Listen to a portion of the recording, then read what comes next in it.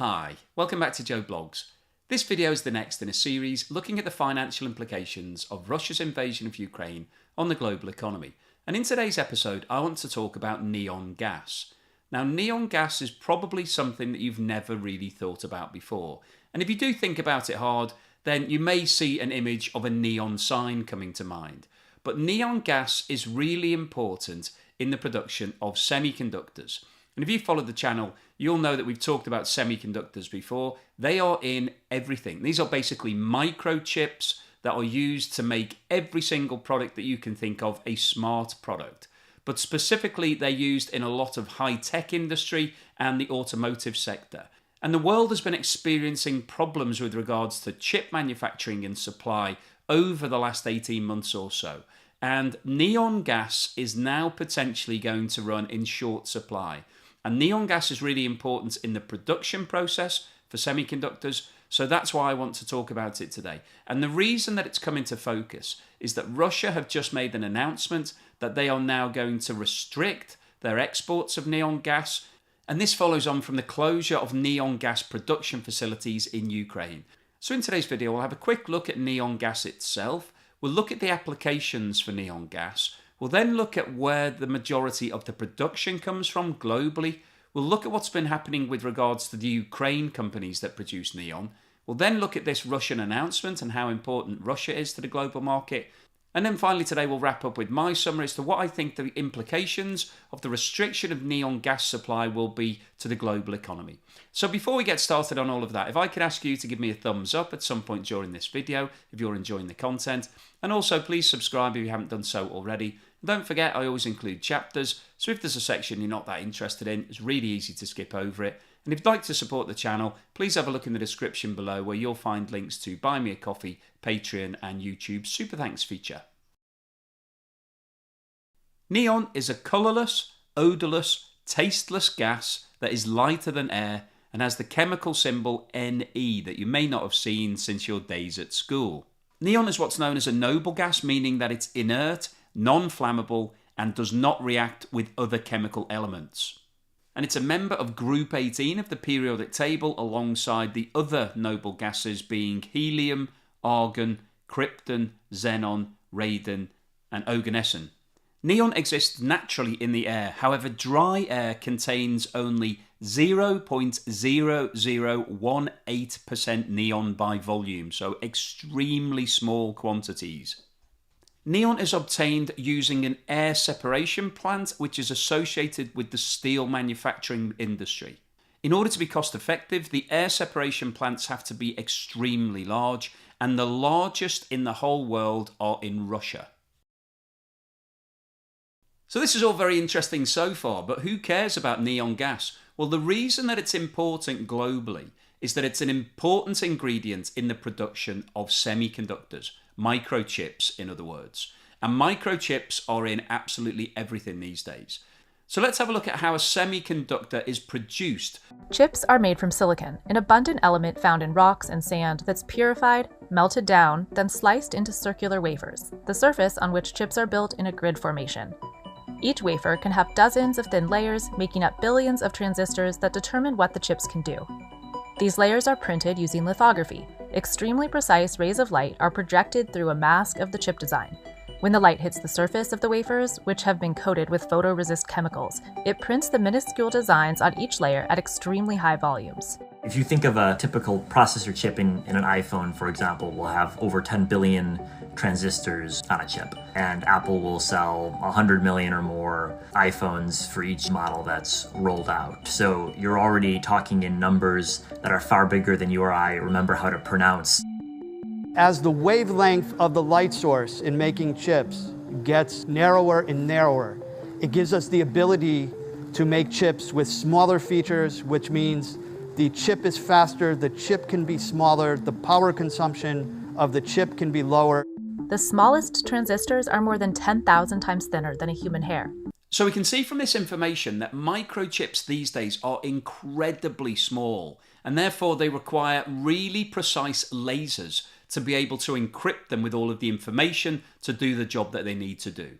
And those lasers need neon to be able to operate. They need the inert gas to be able to produce the light in such a precise and accurate manner. And as the technology moves on and advances, we need the lasers to be even more precise. So that gas is absolutely critical to the production of the semiconductors or the microchips. It's not part of the microchip, but it's part of the process for producing it. Because the air around us holds such small quantities of neon, you need huge air purification plants to be able to produce enough neon to be used commercially. And the biggest air purification plants in the world are in Russia. And as a result of this, an industry grew up in Ukraine whereby the purified air was transported to facilities in Ukraine, and those companies then filtrated down that air to get the pure neon. Prior to Russia's invasion of Ukraine, around 50% of the world's semiconductor grade neon, which is critical for the lasers used to make the chips, was produced by two Ukrainian companies, Ingas and Cryoin. Unfortunately, Ingas is based in Mariupol, which, if you've been following the news of the events in Ukraine, you'll know that that city has been completely destroyed by Russia, and the factory closed down at the start of March. Now, I don't have details as to whether or not the factory itself has been damaged, but it looks unlikely to be unscathed. Because if you've seen the videos of what's been happening in Mariupol, you'll be aware that everything there has been completely devastated. So it's very likely that the Ingas facilities have been damaged, and that will be very expensive to reinstate. Cryoin is located a little further along the coast in Odessa, which is also under pressure from Russia, and the company also closed its facilities at the start of March. So as a direct result of Russia's invasion of Ukraine, two of the largest producers of neon for the semiconductor market, who provide around 50% of the total market, have closed their doors and are no longer making any neon and no longer exporting any. So that represents a major problem for the global semiconductor market at a time when we've already still got a legacy of problems from the last 18 months. Alongside Ukraine, Russia is estimated to provide around 30% of all neon for the semiconductor markets globally. And the Russian authorities have now announced that they are limiting the export of neon until the end of 2022. So they will be restricting which countries are able to buy this neon. And this has come at a very interesting time and gives Russia a lot of leverage in the market, because Russia has taken out 50% of all of the global supplies that were coming previously from Ukraine.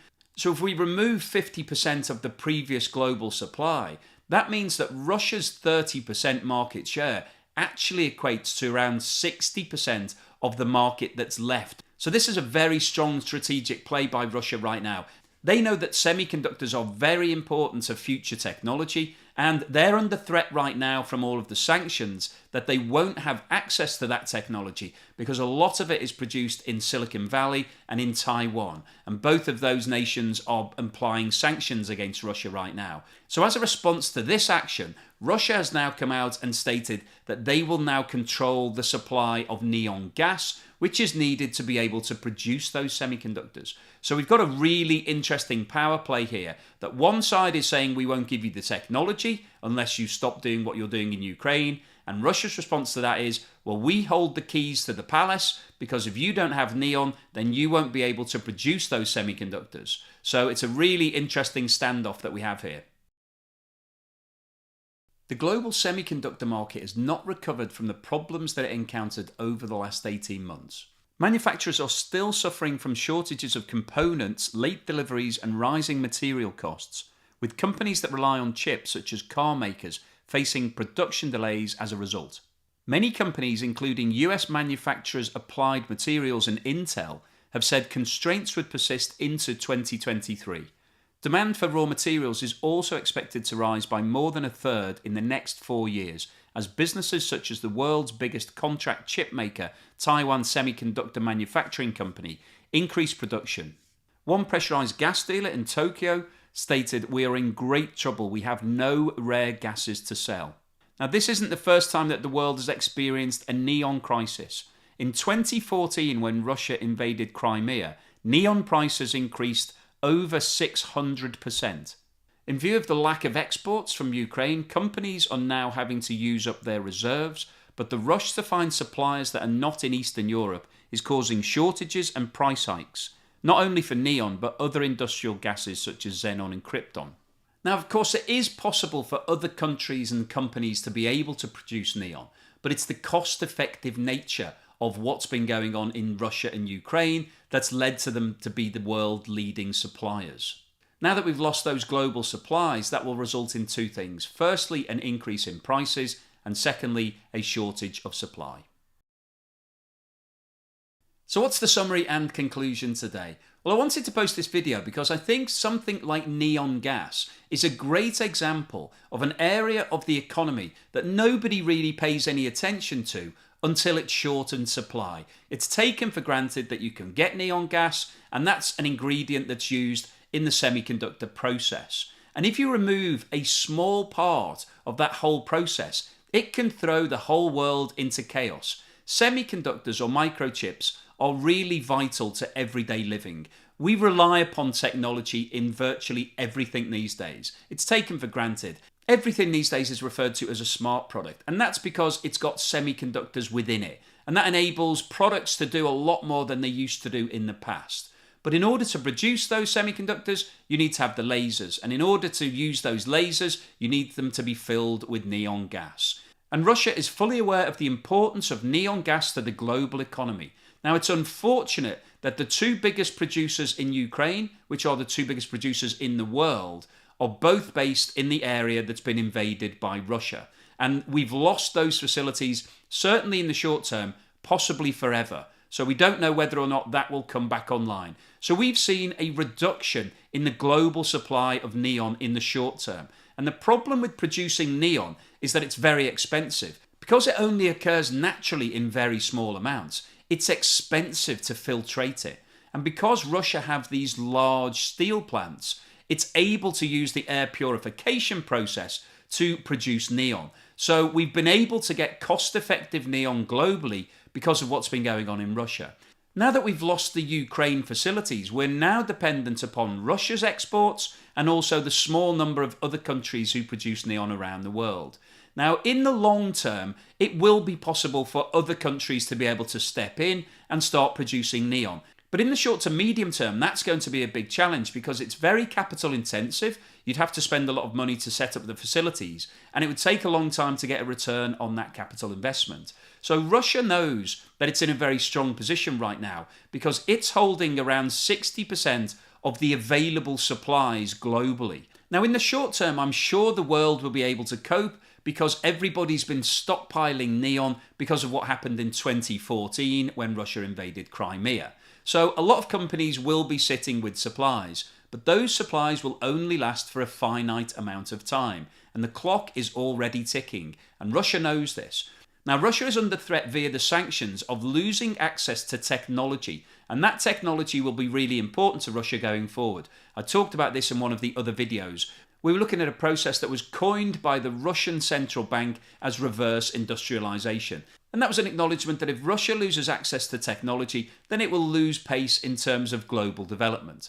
But Russia is now coming back with its counter-argument, and it knows that argon is needed to keep those semiconductors being produced. So it now has something very important that the rest of the world needs, and it will be very interesting to see what the response to this is from the developed world. Because what we've seen so far is that the Western world has been very selective in terms of the sanctions that have been applied. So natural gas is the perfect example. Germany and Italy and a lot of other countries in Europe require that natural gas to be able to produce electricity and also to be used in households. And so they haven't applied the sanctions fully against natural gas because it doesn't suit their needs. Now, ultimately, I think the Western world will take a view that neon can be produced by other parties, but it might cost a lot more money. So the bottom line, as always with these videos, unfortunately, is that this is going to cost everybody more and is going to increase prices and therefore is going to drive up inflation. And unfortunately, even though it is a relatively small ingredient in the semiconductor process, it's absolutely vital. And if the price goes up dramatically, then that's going to feed into the price of semiconductors, and that's going to feed into the price of everything, because semiconductors are in virtually everything you can think of these days. We saw earlier in this video a reference to Apple iPhones and how many semiconductors go into those products. And if you think about how many other products you touch on a daily basis that have semiconductors in them, and if we then see an increase in the price of those semiconductors, that will increase the price of all of those products that you're using and will further drive inflation. And as we've discussed before, the continued increase in inflation means that governments and central banks around the world will have to start raising interest rates to counter inflation. Increased interest rates means increased cost of borrowing. That means less disposable income for anybody that has debt. Less disposable income means that you spend less in your economy. That means a contraction in the economy, and therefore we are heading towards recession.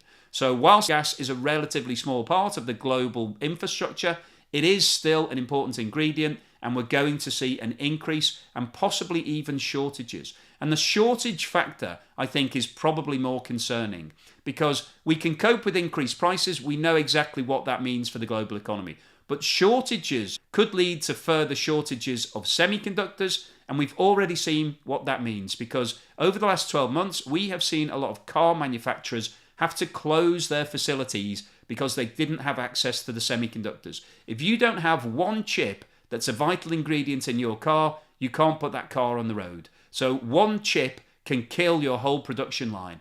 And that's what we saw over the last 18 months. And it could happen again. And it might not just be the car manufacturing industry. This could be all industries. Everybody that's using semiconductors could find that they can't find enough product, they can't get hold of what they need, and therefore they have to stop production. So this potentially could be really damaging to the global economy because if we see companies having to stop production, putting people out of work, they're not getting paid, that will accelerate the slowdown and will accelerate the recession. So this could be a really important ingredient to the global economy over the next 12 months or so. So I'll keep you posted on any further news and developments on any of the gases that I think are relevant to the global economy. If you've liked what I've said today, then please give me a thumbs up and don't forget to subscribe if you haven't done so already. Hey guys, just a quick update on Joe Blogs 2. I've now got a number of creators who are talking to me about videos, so hopefully you'll start seeing some of those over the next couple of weeks. But I'm still looking for more creators. So if you're thinking about making a video, you're mulling over maybe starting doing something, now's the time to get onto it because I need your support to really make this work. If I don't get enough creators coming through, if we don't get enough interest, then the experiment won't work and I'll have to abandon it at some point. But at the moment, it looks like we should get some product coming through. And why don't you join the party? Why don't you make something? Give it a go. You never know. It could change your life. You could become a full-time YouTuber over the next 12 months just by making this first video. But you've got to do it. You've got to get out there. You've got to make something. You've got to put some work into it. Then contact me and hopefully we can get your video up on the channel. And that will lead to you having your own YouTube channel and maybe doing this full-time. So thanks very much for watching this part of the video and thanks for watching this whole video all the way through to the end. Really appreciate it.